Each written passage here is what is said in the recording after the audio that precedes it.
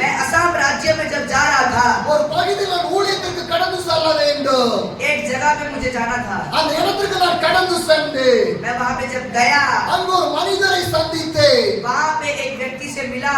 அவர்தான் எனக்கு தங்குறதுக்கான இடத்தையும் உணவையும் ஊழியத்துக்கான வழியை எனக்கு ஆயத்தப்படுத்தி கொடுக்க வேண்டும். तो क्या है, उन्होंने ही मुझे सब कुछ खाना, रुकने की जगह, सारी सेवकाई के रूट्स उन्होंने ही बताने थे. முதல் முறையாக அவருடைய பகுதிக்கு நான் போகிறேன். पहली बार मैं ऐसी जगह गया. முதல் முறையாக அவர் என்னை பார்க்கிறார். पहली बार वो व्यक्ति पास्टर जी को देखते हैं. முதல் முறையாக நான் அவரை பார்க்கிறேன். पहली बार पास्टर जी उन्हें देखते हैं. அவர் பேசுகிற மொழி எனக்கு புரியவில்லை. उनकी भाषा नहीं पता.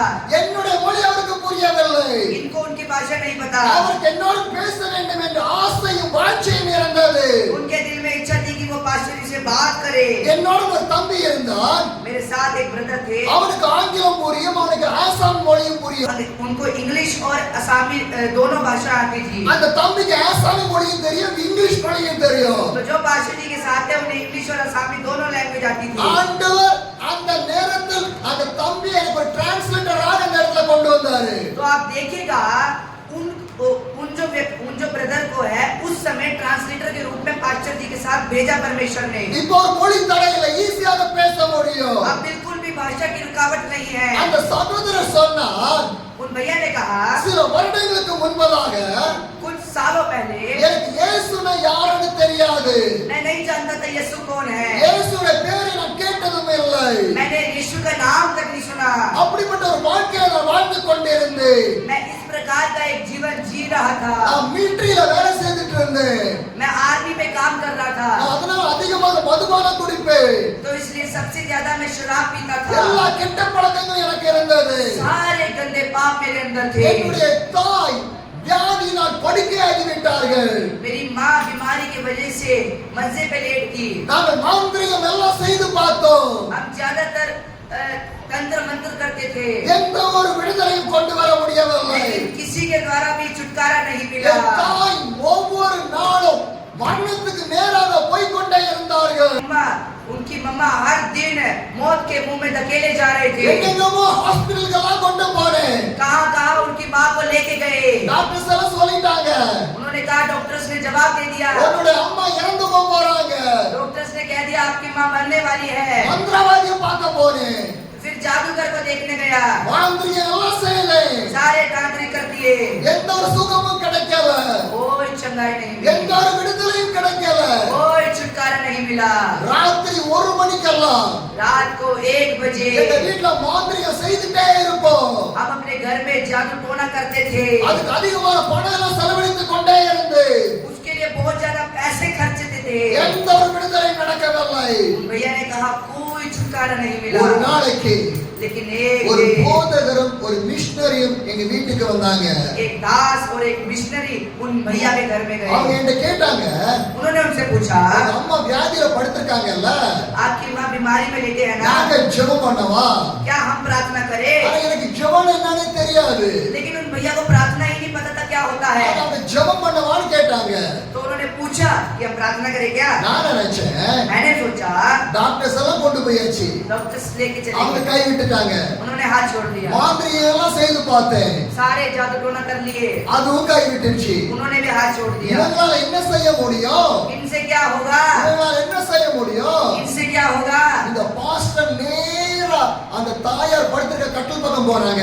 ये पास्टर जी सीधा उस माँ जी के मंचे के पास गए. கையை நீட்டி செபிக்க ஆரம்பித்தாங்க. हाथ को सर पे रख के प्रार्थना किया. இயேசுவின் நாமத்திலே சுகம் உண்டாகட்டும்னு ஜெபம் பண்ணாங்க. यीशु के नाम से चंगाई आने पाए प्रार्थना किया. படுத்து கிடந்த தாயார் எழும்பிட்டாங்க. जो लेटी हुई थी माँ वो तुरंत उठ गई. ஹalleluya. हालेलुया.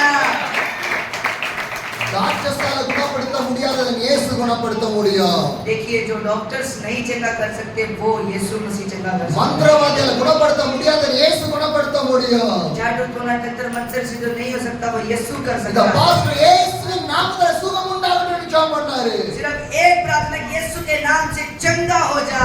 படுக்கையில கிடந்த அந்த தாயார் எழும்பினார்கள். वो जो लेटे हुए थे माँ जी वो उठ गए. பட்டல உட்கார்ந்து இருக்காங்க. अब मंजे पे बैठे हुए. இந்த மகனுக்கு இன்னும் ஒண்ணும் புரியல. उन भैया को समझ ही नहीं आया क्या हुआ.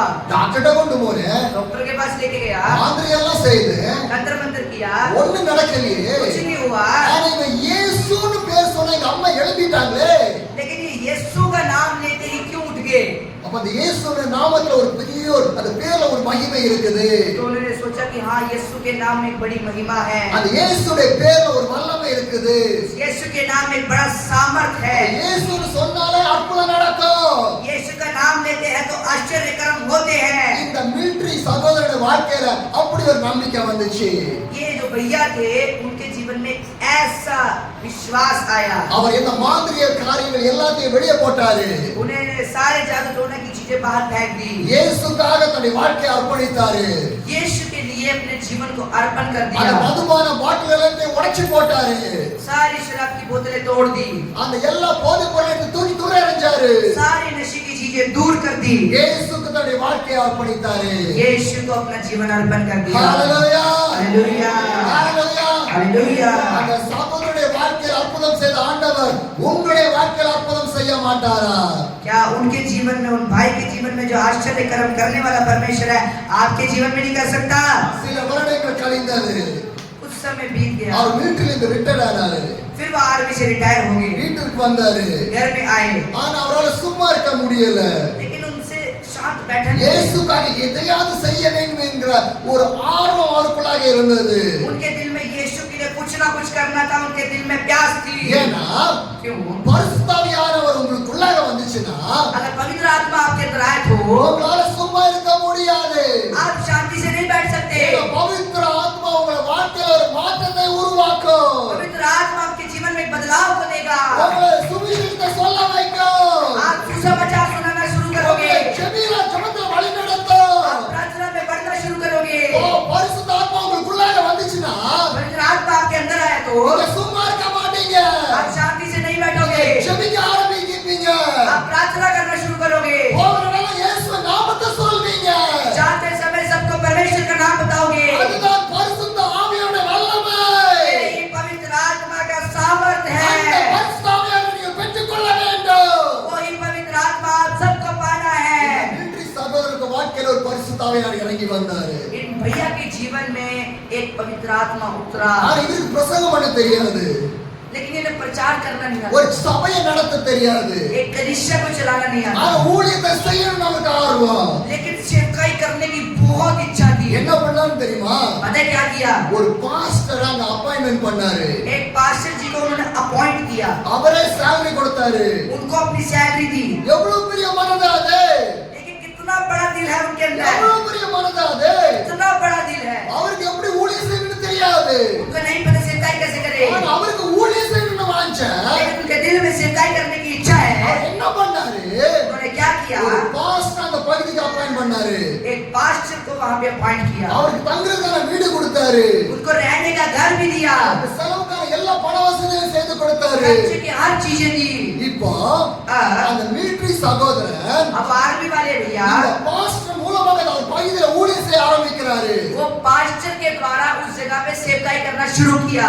ஊழியம் செய்ய செய்ய ஆத்துமாக்கள் திருச்சபை சேர்த்துக் கொள்ளப்பட்டு கொண்டே வந்தார்கள். सेवकाई करते करते करते आत्मा उनके इस कलीसिया में बढ़ती गई बढ़ती गई बढ़ती गई. வீடுகளில் நடக்கப்பட்ட ஆராதனை கூட்டங்கள் घर में चलने वाली प्रार्थनाएं அநேக ஜனங்கள் வர வர வர बहुत से लोग आते आते आते இடம் கொள்ளவே இல்ல. जगह कम पड़ने लगी. ஒரு பெரிய சர்ச்சை கட்டினாரு. फिर उसके बाद एक बड़े भवन को बनाया. 100 பேருக்கு மேல உட்கார்ந்து ஆராதிப்பதற்காக. 100 से भी ज्यादा लोग बैठ के आराधना करने के लिए. இன்னைக்கு आज அந்த சபை நிரம்பி வழியுது. वो चर्च उमड़ रहा है. நான் ஊழியத்துக்கு சர்ச்சுக்கு போயிருந்தேன். मैं उस चर्च में गया था. அன்றைய தினம் उसी दिन 10 புது விசுவாசிகள் அந்த திருச்சபையில் சேர்த்துக் கொள்ளப்பட்டார்கள். 10 नए विश्वासी उसी दिन नए उस कलीसिया में आए. ஹalleluya हालेलुया हालेलुया. நம்முடைய திருச்சபை அப்படிப்பட்ட திருச்சபையாக மாற வேண்டும். हमारे कलीसिया को भी इस प्रकार बनना है.